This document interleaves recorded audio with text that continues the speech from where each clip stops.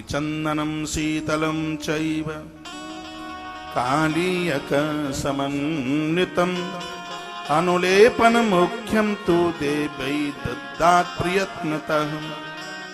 वर्णन किया है कि माता को चंदन में कुमकुम मिला करके, अब इसमें तो जो लोग तांत्रिक पूजा करते हैं आप मत करना, आपको जरूरत नहीं है। वो मैया के चंदन में काली मिर्च पीस कर माँ को चंदन लगा, उसका वर्णन है इसमें। काली मिर्च पीस करके, आप काली मिर्च मन डालिए, आप तो चंदन में थोड़ा सा कुमकुम केसर डाल लीजिए। लाल चंदन बाजार में मिल जाएगा।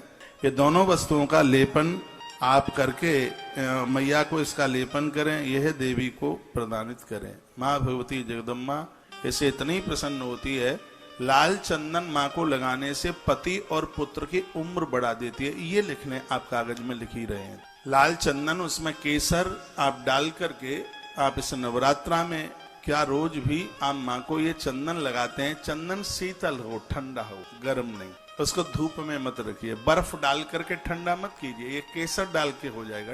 तो यह आप लिखाए चंदनम शीतलम, स्पष्ट लिखा है ना, शीतल चंदन। चंदन तो अपने आप में वैसे भी शीतल ही होता है।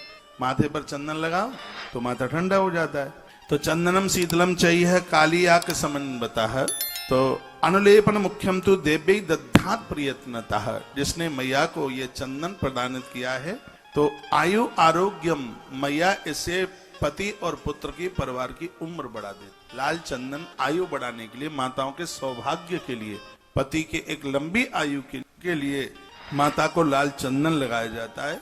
इससे माँ परम्भा बहुत प्रसन्न होती। माँ की आरती में गूगल, कपूर, कूर्च, कस्तूरी ये चीजें हैं, ये माँ की आरती में जलाना चाहिए। धूप में जो धूप जलाते हैं उसमें इसको जला जाए। यक्ष धूपा प्रतिबाहा पिंड धूपा सगोल कहा, कई प्रकार के धूप का वर्णन किया है। अगरु सिंधु वारस धूपा प्रतिकराम मता। माँ भगवती जगदम्बा धूप से बहुत प्रसन्न होती। धूप जलाइए। धूप से तो वैसे भी घर में बीमारियां नहीं फैलती, श्वास की बीमारियां नहीं होती, कलेजा कमजोर नहीं होता, फेफड़े नहीं गलते धूप के। तो ये प्रभाव है। मैंने तो पद्म पुराण से भी 10 प्रकार की धूप का वर्णन किया है। माँ धूप से बड़ी प्रसन्न होती है। अंगार एक सिंदूरम देव्या प्रीत करम परम, वो होता नहीं ने अंगार के ऊपर धूप जलाइए। माँ धूप से अति प्रसन्न होती है। सिंदूरम देव्या प्रीत करम परम, माँ सिंदूर से अति वर्णन है। सिंदूर देवी के लिए जैसे आप मिष्टान खाकर प्रसन्न हो जाते हैं, माँ को सिंदूर लगा दो, इससे माँ भगवती बहुत प्रसन्न हो जाती है, अति प्रसन्न हो जाती है। और वर्णन किया है कि माता को आप शहद का भोग लगाएं और साली चावल कहते हैं, समा के चावल की खीर बना करके भोग लगाएं। अपूप कहते हैं, आप पुए का भोग लगाएं माँ को। पायस, खीर, क्षीर, मीठा दूध, मिश्री डालकर, ये माता को प्रिय है ये सब चीज। कपूर मिश्रित जल से माँ को आप स्नान कराएं, इससे भी माँ अति प्रसन्न हो जाती है। हर चीज का वर्णन है। दीप से माँ अति प्रसन्न होती है। दीप में भी आप माता को घी का दिया, बहुत समृद्धि का, घर में आनंद का। यूं तो 3 ज्योत आप जलाएं, तीनों का वर्णन है कालिका पुराण में। सरसों के तेल की जो आप ज्योत जलाते हैं, इससे कोई आपके ऊपर उच्चाटन नहीं कर सकता, बीमारी नहीं फैल सकती। नवरात्रा में सरसों के तेल की इतनी बड़ी महिमा, कोई आपके ऊपर किसी भी प्रकार की महामारी, उच्चाटन, ये सब। वैसे भी तो राई पूजा में बड़ी शुभ, भूत प्रेतों का प्रभाव नहीं होता, बीच में कोई व्यवधान नहीं होता। राई का प्रोक्षण किया जाता है पूजा में। तो सरसों के तेल की एक तिल के तेल की ज्योत जो पुरखों को संतुष्ट करती है, और एक घर में बहुत श्री वर्धक, बहुत वैभव, देवताओं की कृपा बरसाने के लिए शुद्ध देसी घी की ज्योत माता रानी की आप जलाइए, बहुत प्रभावशाली है। तो उसी का ये वर्णन भी इसमें किया गया है। ज्योत से माता प्रसन्न होती है। दीपों में घृत का दिया देवी के लिए बहुत ज्यादा प्रशस्त माना गया है। श्लोक बोले देता हूँ। घृतः प्रदीपो दीपेशु प्रशस्ता पर की, ऐसे आपकी कीर्ति बढ़ेगी, ऐसे आपका सम्मान बढ़ेगा। मेरी ऐसी बहनें बैठी हों ससुराल में जिनका सम्मान नहीं, सास मुंह लटकाए है, पति बोलता नहीं है, देवरानी जेठानी बोलती नहीं है, तो माता रानी अखंड ज्योत से अति प्रसन्न होती है। अखंड ज्योत जला दो आप 9 दिन की। एक दिन निकल गया कोई बात नहीं, जो दिन बचे हैं इन दिनों में आप जला दीजिए। और दिया तो वैसे भी बहुत ज्यादा विशेष है। ऐसा बताते हैं जो देवी देवताओं को दिया जलाते हैं, ऐसे लोग जब मृत्यु के बाद जाते हैं तो स्वयं देवता उनके सामने दिया दिखा दिखाकर उनको भगवत धाम के लिए ले। इतनी बड़ी महिमा। जो धरती पर पेड़ लगाते हैं, मैं अभी गीता की बात कह रहा था। 2 दिन मैंने कुरुक्षेत्र में श्रीमद् भगवत गीता की बात कही। भगवान कृष्ण उसमें बड़ी अच्छी बात बोले। यूं तो उनका एक एक शब्द बहुत बढ़िया है। वो यह कहते हैं कि व्यक्ति जो भी कुछ कर रहा है वो किसी और के लिए नहीं, स्वयं के लिए कर रहा है। आपने अभी इस समय किया, ये भविष्य में आपको मिलेगा, इसको कोई रोक नहीं सकता। चाहे आपने अच्छा किया है, चाहे आपने बुरा किया है। और उसमें इतनी अच्छी बात कही है, भगवान ना आपके पाप को स्वीकार करता, ना भगवान आपके पुण्यों को स्वीकार करता। ये भगवान ने खुद कहा। अर्जुन को भगवान कृष्ण कहते हैं, ना तो मुझे किसी के पाप चाहिए, ना मुझे किसी के पुण्य चाहिए। अर्जुन ने कहा तो ये जाते कहाँ हैं? तो भगवान श्री कृष्ण कहते हैं, ये पाप करता है तो उसके जीवन में दुख चल के आता है, और ये पुण्य करता है तो उसका परिणाम उसके जीवन में सुख चल करके आता है। ये पाप और पुण्य उसी के लिए है, मुझे इससे कोई लेना देना नहीं। उसमें एग्जाम्पल दिए हैं, जैसे सूर्य के प्रकाश में कोई ग्रंथ पढ़ता है या अश्लीलता करता है, इससे सूर्य भगवान को कोई लेना देना नहीं है, ये सब उसको ही भोगना पड़ता है। उसी प्रकार से हम अच्छा बुरा कर रहे हैं, पाप और पुण्य कर रहे हैं, या अपने लिए कर रहे हैं, हम जो अच्छा कर रहे हैं इसके रिजल्ट इसी जन्म में आ जाएंगे, परिणाम आ जाएंगे। आचार्य जी जब मैं यहाँ से जा रहा था तो बड़ी अच्छी बात ये बोल रहे थे। ये बोल रहे थे कि आपको लगता है कि पड़ोसी इतना अपराध करता है, इतना पाप करता है, तो भी वो इतना फलीभूत हो रहा है। हम इतनी पूजा करते हैं और हमें बड़ा दुख है, हमें बड़ी परेशानियां हैं। प्रारब्ध में कोई ऐसा अपराध हो गया है कि अभी किए गए पूजा का तत्काल आपको मिल नहीं पा रहा है, और जैसे ही पूजा के प्रभाव से प्रारब्ध लुप्त हो जाएगा तो अभी किए गए सत्कर्म का फल आपको अभी ही मिल जाएगा, देर नहीं लगेगी। जो लोग बुरा कर रहे हैं उनसे कुछ ऐसा कुछ अच्छा हो गया है जिसके लिए वो कुछ अच्छा सा भोग रहे हैं। जैसे पुण्यों की सत्ता उनकी समाप्त हो जाएगी तो इस जन्म के पाप और पिछले जन्म के पाप दोनों का ऐसा विस्फोटक होगा कि वो अपने आप को संभाल नहीं पाएंगे। ये भी बात गीता की ही है। इसलिए बुरे काम का बुरा नतीजा नहीं मानो तो कर देते, अच्छा करेंगे तो ही अच्छा होगा।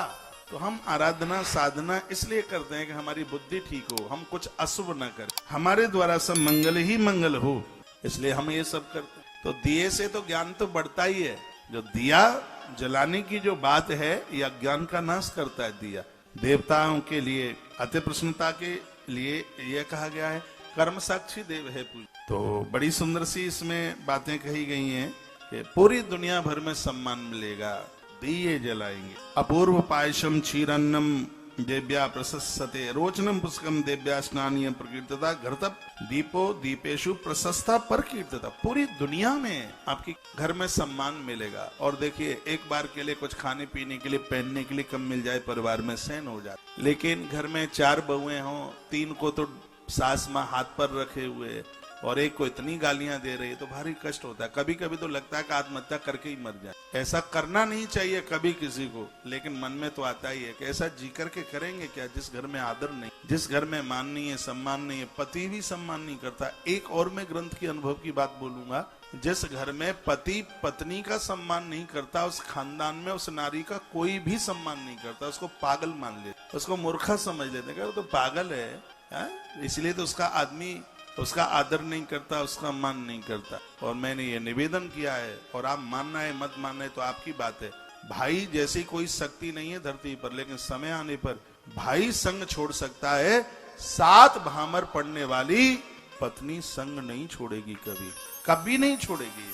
ये ग्रंथों में कही गई बातों को झुठलाया नहीं जा सकता। कोई बीमार हो जाए, हॉस्पिटल पहुंच जाए, भैया आएगा देख के चला जाएगा, माँ भी आएगी, पिता भी आएंगे, मित्र लोग भी आएंगे, ससुराल के लोग भी आ जाएंगे, और भी कोई मित्र बांधव आ जाएंगे, सब देख के चले जाएंगे। लेकिन 24 घंटे आपकी चारपाई को पकड़ करके जो बैठी है, 7 भामर जिसके साथ पड़ी है, वो घर वाली एक क्षण के लिए, जैसे गैया अपने बछड़े को छोड़ के नहीं जाती, वैसे ही एक पत्नी अपने पति को छोड़ करके नहीं जाती। जब पति परेशान होता है तो वो रो पड़ती है और कहती है, आप काहे को चिंता करते हैं, मैं हूं ना, बच्चे अब बड़े हो रहे हैं, सब कर्जा निबट जाएगा, आप चिंता ना करें, और आपकी दवाई में हम किसी भी प्रकार की चूक नहीं करेंगे।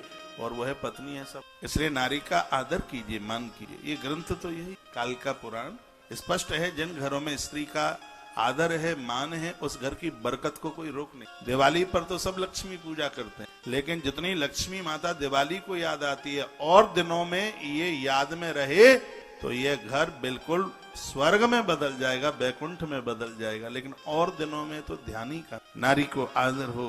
आइए मैं वही प्रसंग में आपको लेके आ रहा हूँ। घृत प्रदीपो दीपेषु प्रस्तः पर, जो मंदिरों में दिया जलाते हैं, घृत दीपक जिनके घरों में जलते हैं, पूजा ही पूरी कहाँ होती है दिए के, जिनके घर में दिए जलाए जाते हैं पूरी दुनिया में उनका आदर होता है। मुझे आप देखिए, मैं व्यासपीठ पर बैठता हूँ, सबसे पहले मैं दीप प्रज्वलन दिया जलाता हूँ। किसी प्रमुख अतिथि को बुलाया जाता है, कहा उनके द्वारा दीप प्रज्वलन होगा। अरे दिए में कोई तो, एक बार दिया किसी को बोला, दीपक किसी से इतना खुश हो गया था दिया, वो उसको बोला देखो भैया मैं तो एक छोटा सा हूँ, लेकिन फिर भी मैं हृदय की बात बताता हूँ, मैं सूरज नहीं जो शाम होते ढल जाऊंगा, मैं सूरज नहीं जो शाम होते ढल जाऊंगा, भैया मैं तो एक दिया हूं, जब जला लोगे तभी तुम्हारे काम आऊंगा, जब जला लोगे तभी तुम्हारे काम आऊंगा।